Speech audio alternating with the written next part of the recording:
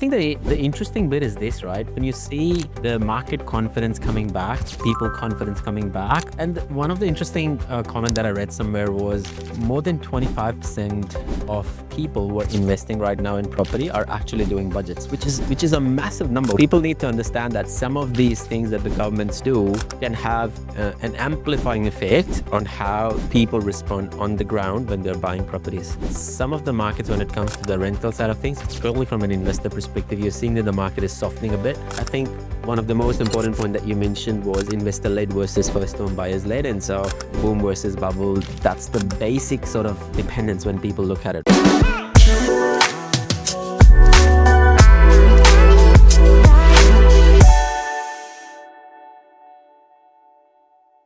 Hello and welcome to another episode of Help Me Buy Property podcast. Today's podcast is an interesting one because we are not only talking about the data and the areas where to invest, but we are going to talk a lot more about the first home guarantee scheme that the government has recently announced. But we are going to also talk about what's happening behind the scenes, where are the areas of opportunities that were never there, but with RBA's decisions and the federal government decisions about the first home guarantee scheme, how is that changing the dynamics of the property market? And of course, in order to have this conversation about all of this, we have brought in the most famous data guru, Mr. John, who would be co-hosting with me today. John, how are you today? Thank you for coming back on the show. It's always a pleasure, Moss. Great to be here. And yeah, we've got some pretty exciting news to share, so I'm looking forward to it. It's an interesting time, and we started this discussion by saying that the market is responding in ways that you wouldn't have predicted because of all of these changes that are happening in the macro environment, right? And so data tells you the story, but then you change the catalyst and all of a sudden the numbers start responding in a very different way. And I think the billion-dollar question that I'm going to definitely ask you at the very end is this a property bubble? Because everyone has basically started talking about this is a property bubble and the market is going in the wrong direction and the bubble is going to burst and the economy is going to crash. So we'll keep that right to the very end. I'll let you do the honors of the disclaimers of all the financial advice, and we can get right into this. Excellent. Okay. So the general topic is the hottest places to look out for, and we've changed this to 2026 because 2025 is nearly all finished now. But what I'm going to cover is a number of things. So firstly, a general outlook of what's happening in the market right now, the update, and I use the CoreLogical, as they're now called, Cotality data for that. And you can see here, this is the median value of housing prices in every capital city and around Australia generally. Sydney is still on top and Brisbane is still second, Canberra third, then comes Adelaide and Perth. Now they're almost level pegging. I think that Perth's about to overtake Adelaide in position. And then, of course, we've got Melbourne. Melbourne is catching up. It's not that far behind. So we could see changes there. And then, of course, Hobart and Darwin. When we look at the annual growth, Darwin is still out there. It's performing very, very well, nearly 13% growth in the last year. But what's interesting is that every capital city has gone up in price, the combined regionals as well. So there's growth everywhere. Look at the last quarter. That is continuing. Darwin's still performing strongly.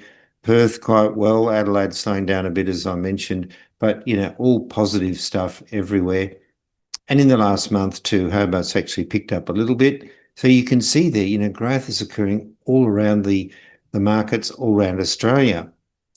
And the reason for that is there's a couple of reasons, but I think the main one is the first home guarantee scheme, which you mentioned we were going to talk about. The Department of Housing has already had 70,000 applications. It's quite extraordinary. What does it do? Well, it's based on the premise that prices will rise, because if they do, it doesn't cost the government anything. It's a guarantee, which they'll never have to worry about. No place limits. All Australian first-home buyers can apply for this. There's no income caps. That means it doesn't matter how much you earn, you can access the scheme if you want to be a first-home buyer. All you need is 5% deposit, and the government guarantees the rest, so you don't need any insurance or anything like that. And the property price caps have been dramatically increased. And I think this is apart from all the, bringing it forward and everything, this is the most significant change, because when we look here at the current property price caps on the left, so New South Wales, Sydney was 900,000 from the 1st of October. That jumped to 1.5 million. And we look at all the capital cities, you can see Melbourne, and this also regional centres like Geelong, Ballarat, Bendigo, it's gone up to 950,000. Queensland, including major regional centres, that's, the Gold Coast, the Sunshine Coast, and cities like Rockhampton, Cairns, Townsville, up to $1 million. This is extraordinary increases. WA capital city has gone up to 850 and Adelaide to 900,000. So I've done another graph which shows you what this means when we look at first home buyer prices in these cities right now. So this is over on the left there, the first home buyer median price. So if you're first home buyer in Sydney, you can expect to pay about $1 million. But what is the cap? It's 1.5 million. It's amazing. It doesn't mean that prices will rise that much, but they can. Melbourne, 600 to 950. That's, 350,000 potential increase in price. Queensland up to $1 million from 700,000. WA from 600 to 850. So if you're buying in the cheapest areas in Perth around 600,000, that limit is now increased to 850, and in Adelaide 900,000. But these are huge increases and massive. And I think the interesting bit is this, right? When you see the market confidence coming back, people confidence coming back, you see people's expectation in relation to rates and the signals that are coming out from RBA that the rates are about to come down, or there are 2 more rate cuts between now and the next year.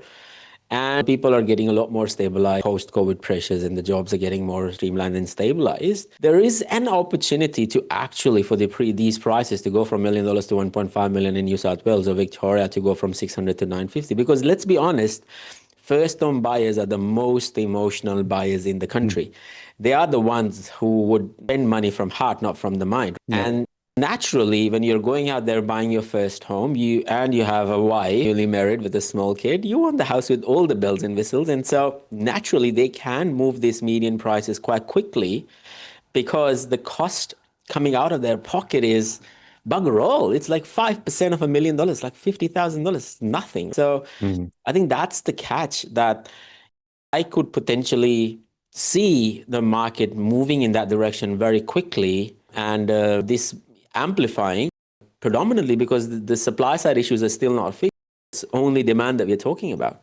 That's right. The supply side issues are very real, and they're not going to go away. So what is the one thing that could either, help these limits to be reached or stop them? And that is interest rates. And interest rates, as you said, they're falling. And I've prepared another graph here which shows you what happens when interest rates fall. Now, the yellow line, that's interest rates, home loan interest rates since 2000, 2025. So I've looked at 25 years, and the blue columns are first home buyer suburb house prices. So it's not the median of all house prices in a city, but it's all first home buyers. So aggregated all those. And what you can see is that when interest rates come down, like here, house prices go up. And when interest rates go up, house prices go down. Very, very strong correlation. Long period here where interest rates went down and house prices went up. So you see these sort of tipping points there where house prices went up. Here again, interest rates went up, they went down, and then they went back up. There's the biggest one of all, which of course was during COVID, when interest rates hit their bottom and house prices reached their top. So where are we now, Moss? Well, we're right here, and interest rates are starting to fall again. So we can see that first home buyer house prices are going to rise dramatically, and they've got the capacity to do that because of these increased caps and the first home government, the first home guarantee scheme. And one of the interesting comment that I read somewhere was, more than 25% of people who are investing right now in property are actually doing budgets, which is a massive number when I looked at that number. that 25% of the people are actually being financially savvy and have a financial acumen or being financially disciplined by saving more so that they can invest more. And I think a lot of this is to do with social media, where people listen to so many people now, that it's amazing that people are actually thinking about, hey, how can we go around being financially disciplined so that we can invest more and, build asset base. So a lot of that plays down to this as well. So this is amazing. It is, and it's really an incredible opportunity for potential first-home buyers that the federal government has introduced with that first-home guarantee scheme in an environment where interest rates are coming down. We're going to see a massive housing boom at the lower end of the market. The first-home buyer prices are going to increase dramatically. And to show you where they are, so I've put together some capital city forecasts using my housing market prediction solution, which was awarded a patent in 2016. So it gathers data for all suburbs around Australia. It gives me past performance, current market, rental yield, cash flow, imminent growth potential, and the long-term price movement outlook. And what we've done is we've factored in, well, what about these changes in the dynamics, the first home guarantee scheme, lower interest rates? What does that mean, and how accurate have we been? Over 90%. So when we do all that, we've got a pretty good record of predicting where the growth is likely to occur. So when you look at Sydney, it's those lower priced areas, the outer west areas of Sydney, around Mount Druitt and Blacktown and so on. Further south, Cabramatta and Campbelltown. So the areas which are currently under $1 million, they're the ones that have got the most growth potential. I've got one example here, which is Cambridge Gardens out in Western Sydney. So that median price now, 941, went up 6% in the last 12 months. And you look at the median time on market down here, it's only 11 days. That is so short. And that's going to come down. Crazy. Yeah, that's amazing. Yeah, and this is ready to take off, right? You can see that little bit of tip coming through, and then boom, it just disappears, right? Yeah. It would just fly like a plane. Exactly. It could go from like 940 to like 1.2 million in like 4 weeks, right? So yeah, it mightn't be 4 weeks, but certainly going to be very, very quick. These are the sorts of suburbs that have got that potential. So I've just got this one as an example, but there are many of them around the outer western suburbs of Sydney. When we look at Melbourne, very similar. It's the outer suburbs and Geelong as well. But this area around here, which is the sort of Bayside suburbs, are very much underpriced. Now, back in June, I mentioned Carrum Downs. I said, look, this is one to watch. This is the actual June data that I presented when the median price, this is PropTrack data, so it's all official data, 722,000 had gone up 4%. The median time on market, 11 days. What about now? It's gone up to 740,000.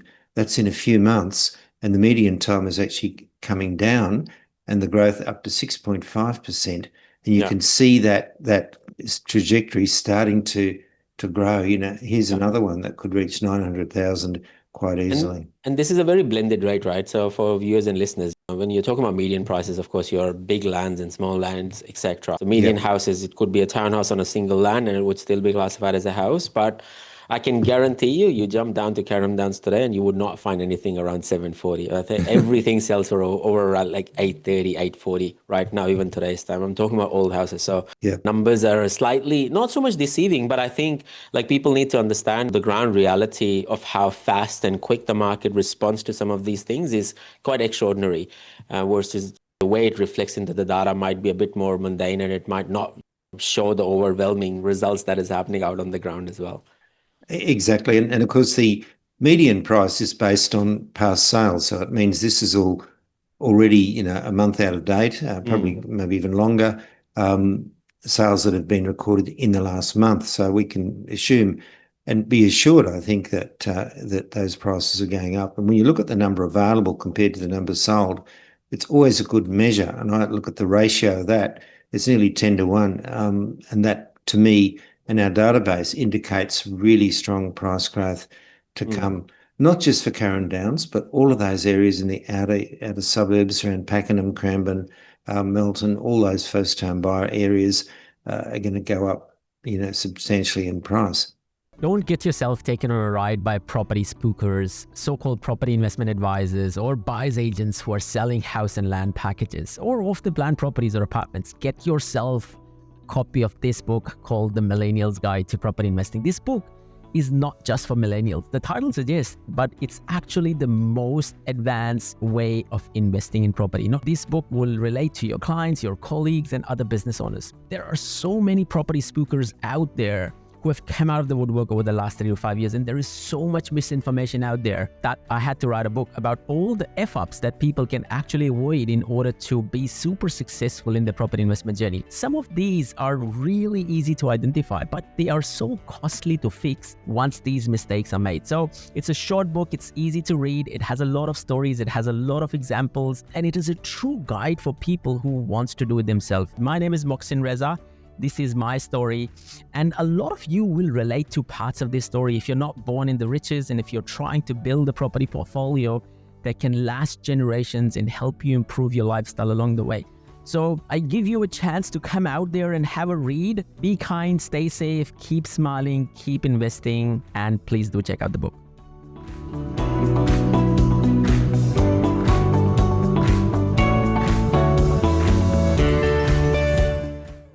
Brisbane, exactly the same. Looking at those cheaper outer areas around Logan, Ipswich, Caboolture, all of those areas have got the most growth potential. The same story in Adelaide. And this is interesting because these were the sorts of suburbs that everyone thought, oh, they've reached their peak. Now they've got another lease of life because suddenly we've got the first home guarantee scheme coming in, people with 5% deposit. So let's go and buy in Salisbury or Morford Vale. Interest rates coming down, they can afford to do so. So that all of these suburbs are suddenly increasing in price again. Yeah. And it's interesting. I was in Adelaide like literally this week. No land available in north or south of Adelaide completely. I think the owner-occupier basically jumped in and gobbed all the stock that was available. The developer activity in Adelaide is heightened. Developers are entering back into the market quite aggressively because Adelaide has no cap on stamp duties as well, and higher cap price for the government guarantee scheme. So it is basically offering two types of benefits where the owner-occupiers pay no stamp duty at the cap of the price, and B, cap of the price only requires 5% deposit. So the affordable price point where they were selling at $750 before because that was the cap, now that price point is like almost $900, which is crazy. Like literally in a span of like 3 to 4 months, the market has moved quite significantly. Yep. And it's the same in Perth. Again, these areas that we probably thought, well, they've reached their peak, Rockingham, Mandurah, Joondalup, no more growth potential. We're looking at around 700,000 now. But suddenly the cap has been lifted to 850. Yeah. So suddenly off they go again. Yeah. And it's so interesting. Like I have this one video where I talk about Perth market is saturating. The market is basically stabilizing and there is no more growth coming through. And it's probably like maybe a 6 or 8 months old video where we could see that the Perth market was quite maturing and we were coming out of Perth market, not doing a lot of buying there. And you see a lot of comments there. Hey, look at this. The Perth is still growing over the last sort of 1 month. And I was like, yeah, I know, because of the way the federal has basically come out and done some of this stuff. They have basically put the kerosene on the fire. That was little bit of fire that was there. Now it's turned into a freaking bushfire, right? Yeah. So people need to understand that some of these things that the governments do can have an amplifying effect on how people respond on the ground when they're buying properties. Exactly, and it's like they've moved the goalposts. Yes. Said, okay, now you can kick over here and score a goal, and it's having a tremendous effect. And we can see this in our database. We're not sort of predicting a really strong growth for these areas. Really, what we call moderate growth. But where 2 months ago we would have said no growth, now suddenly, yep, they're going to keep going up. And where's the limit? Well, it could be where that cap has been reached. That'll probably cause the market to slow down again. But in the meantime, good growth ahead pretty much every capital city in the first home buyer markets. Is it fair to assume, John, that while we're looking at some of these areas of opportunities, some of the markets, when it comes to the rental side of things, probably from an investor perspective, you're seeing that the market is softening a bit, where the rents are growing as fast as they were, and the properties are sitting on the market for a slightly longer because the tenants have a lot more choice now available to them? Is that a good indicator from a growth perspective, from an investor side of things as well, that we need to look at how fast the rent growth is coming, where the yield is sitting combined with the growth? Very much so, Moss. It's all about the fact that first home buyers, that were renters, are becoming first home buyers. So in the areas where there's been a lot of these people renting, that rent demand is starting to soften because they're moving out and buying properties. But that's being compensated by the huge numbers of people we come accepting from overseas. So rent demand, look at Melbourne, for example, the inner western areas, the older areas of Thomastown, Dallas and so on, Jacana, huge rent demand there from overseas arrivals coming in, and they're nearly all renters. So that's where the rent demand is increasing, while it's softening in other areas where people, more sort of long-term residents, have been renting. So yes, you've got to be very careful when you look at, as an investor, where the rent demand is.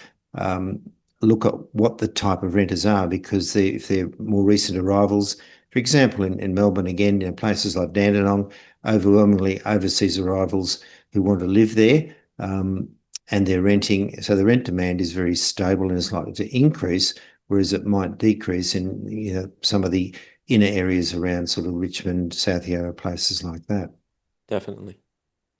All right, now I'm going to give you a very special boom prediction, Moss. Yes. And it's something which I can only do in a limited, closed environment like this. So all you people watching this is something that only you will find out about. And the reason is because I've learned in the past very painfully that if I make a prediction and people act on it, I don't want to actually be making the market, changing the bottom line. So this is one that we saw this a couple of years ago. It's a little town. And the reason we look at this is because when you look at the annual growth, you look at those combined regionals, they're performing better than capital cities, but there's an awful lot of regional markets. So if you're going to invest outside capital cities, you really need to know what it is that's going to increase both price and rent demand. There's got to be pretty sure that you've got it right, because in general, as you can see there, the combined regionals don't perform as well as some of the capital cities can. So you need to be very, very choosy. So here's one that I found, Port Augusta in South Australia. So there it is at the head of the Gulf. There's a number of industrial towns in this sort of area, like Whyalla, Port Augusta, Port Pirie. But there's something special about Port Augusta. And one of those things, there it is, a very pretty town. It is that it was the site of the biggest coal-fired power generation plant in South Australia. That's it there. They've now demolished the chimneys. It ceased operating some years ago as South Australia said, we're going to move away from coal-fired power generation to renewables. Big statement. So they did that, and they stopped the coal-fired power station, and they said, we're going to change to renewables. Now, there's one big thing, and you can see there, that's Port Augusta right there. It's at the heart of the South Australian electricity power grid because of that huge power station. So there it is right there. All the power that was generated there services pretty much most of South Australia, including Adelaide. So they're all the lines heading down into Adelaide, but that's the hub. That's where, so if they're going to have something else, they would, to power and generate electricity, it would need to be located near Port Augusta. So what they did was they built this huge hybrid wind and solar power plant over several stages. It's near Port Augusta. It's a huge operation. And this costed like something like 600 million or something, isn't it? Yeah. Huge cost, yeah. But it was also done because they'd had a number of power blackouts in South Australia, and they said, look, we're going to make sure we produce enough electricity so that that never happens. This is the Port Augusta median price. When they started that hybrid power plant, you could buy a house, standard 3-bedroom house in Port Augusta of 140,000. In 4 years, it's doubled. So you can now 280. But at the same time, because of the huge rent demand caused by the workers who are living in Port Augusta, it's delivered positive cash flow all that time. So, it means it's not costing you anything while it doubles in price. What about the future? Well, here's the story. Emery Battery secures the first approval under South Australian Clean Energy Law. They're going to build this huge, what they call a battery energy storage system, BESS, the very first one in South Australia. And guess where that's going to be located? In Port Augusta. And there it is there. It's an artist's impression, hasn't been built yet. They're starting next year. It'll take them about 2 to 3 years to build this thing. And the idea is that they can then store, when they have surplus energy, if there's too much wind, too much electricity produced from solar, whatever, they can store it in these batteries and then draw on it when there's not enough wind or when there's too much need for power. So that means they're more trying to guarantee South Australia will never run out of renewable energy. And this is how they're going to do it. So they need a massive number of people coming in again to build this plant. So what my predictions are is that that's where we are now, 280,000. With the increased housing demand this is going to cause, we could see prices double in the next 4 years again. So there's my prediction, a 4-year doubling in price. And also, again, positive cash flow. There's a huge shortage of rental properties in Port Augusta.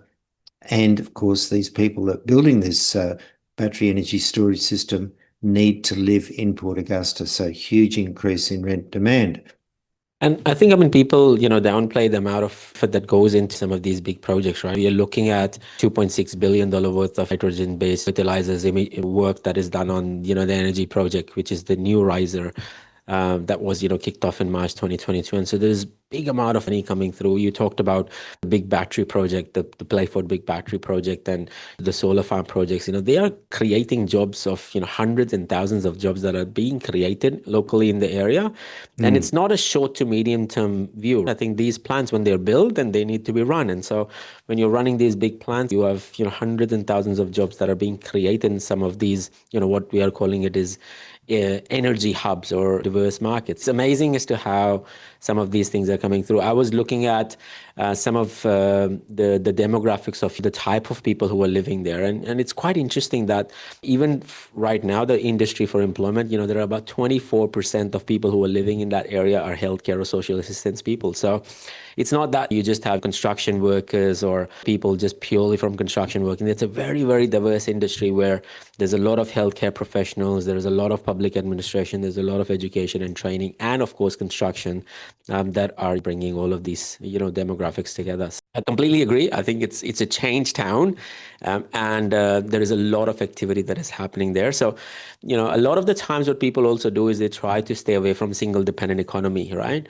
And so someone looking from outside might think that this is a single dependent economy because, hey, this is just renewable energy. But when you look at renewable energy and the amount of projects that are going in there and the amount of jobs that are being created, it's not that it's mining town where you do the mine and disappear. These projects are there to stay. And this would, as you said, rightly said, this is going to be the energy hub for South Australia, providing all the electricity across the whole of the state. So amazing pick. I love it.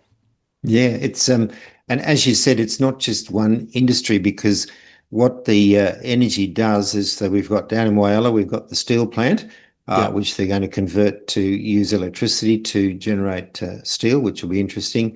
There's a renewable hydrogen plant being built as well. So they're going to make this a hub for all sorts of industries that require heaps of electricity, because they're going to have, a lot of it, they'll have surplus at some time.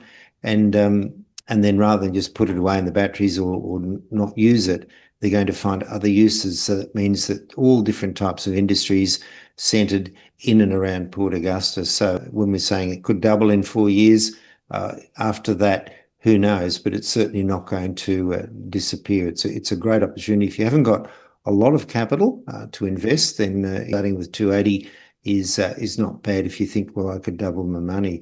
But of course, be warned that, of course, buying a property, especially investment property, requires expert assistance, and people like Moss, who are there to assist you with their expertise in making that actual decision. Amazing. It's amazing. And I think a great yield, right? 6.6% on average yield. But, Yes. if you find the right price point, the yield as high as 7%, then of course this yield is going to taper off as the growth comes through as well. So Yep. amazing find. One Okay, last well, question for you, John. oh yeah, we're going to talk about is it a bubble? I think Yes. yes. What do you think? Well, no, because most of the buyers that we're seeing that are causing all this growth are going to be first-time buyers. And I don't know about you, and I think most people I know when I bought my first home, it was a very emotional decision. It was at a time when interest rates were going up rapidly, and we found that it was almost impossible to make the repayments. So we cut back on everything we could. I grew my own vegetables, I had chickens, I did whatever I could. To maintain the mortgage repayments at a time when interest rates were going up. And now they're going down. The first-home buyers, they love their first home, and it's a very emotional decision, as you said. Yes. So they're not going to just walk away and say, we'll go back to renting. No, this is a decision, a life-changing decision. And that Definitely. means, that there's no bubble. Bubbles are when investors, speculative investors, go in and buy properties on the hope that they'll go up in price, and the more investors that pour in, of course, the bigger the bubble becomes. But this is completely different. It's what we call a boom, not a bubble, and it's got a lot of support. Every first-time buyer out there who's buying property is supporting a boom, not a bubble. Completely agree. I think one of the most important point that you mentioned was investor-led versus first-home buyers-led. And so boom versus bubble, that's the basic sort of dependence when people look at it, right? Yeah. And I remember my times as well when I was buying my first home. As a first-home buyer, your whole energy goes into protecting that home. No matter how, way, shape, or form you have to do two jobs, you'll do two jobs in making sure that that home is protected. So I love first-home buyer-driven bubbles, and every time the government makes these process or the policy changes, these redefine what I call it is the base price for the country. Like, this is where the market is going to be. This is the base case scenario now for the whole of the industry. Like, the market is not going to fall below this. And that's how I've seen this in 2007, 2015, where every time the policy changes happen, be it APRA rule changes or first-home buyers major grants, the first-home buyers do flood in, and they feel that this is their one of the last opportunities for entering into the market and buy something which they can call home. And I do feel like, honestly, like over the next sort of 3 to 5 years, that the market is going to be so far-fetched that this could potentially be one of the last times the first-home buyers could enter into the market, because the median price could have a potential of hitting, $1.2 to $1.5 million across Australia. So I do genuinely feel that, while the government is trying to do the right thing, because the supply side issues haven't been fixed, it's not a bubble, it's a boom. And this boom is going to define and dictate the difference between an owner-occupier or rent for life. Yes, I agree. They've really set the benchmark a lot higher. And yes, it's going to be much, much harder for the next generation to come along and say, we'd like to buy a first home. That's not going to be possible under the way things are looking now. There's something else will have to change. And whether it's being able to use your superannuation to buy property or whatever it is, Yeah. there'll be Or changes. 60-year loans or 80-year loans, I think. Yeah, exactly. Anyway, look, if you'd like more information from us, our website is lindemanreports.com.au. There's videos and all sorts of interesting information. And of course, if you want to contact us, ask any question, more than happy to help. So that's the end of my prezzo. Thank you very much, John. And for viewers and listeners, if you have any more questions or comments in relation to bubble versus boom, or if you have your own predictions in relation to where the market is going to head towards in 2026, do reach it into the comments. You can always reach out to John at info@helpmebuy.com.au. Thank you for listening to us today. Take care, stay safe, keep smiling, keep investing. This is John and Moss checking out. Adios.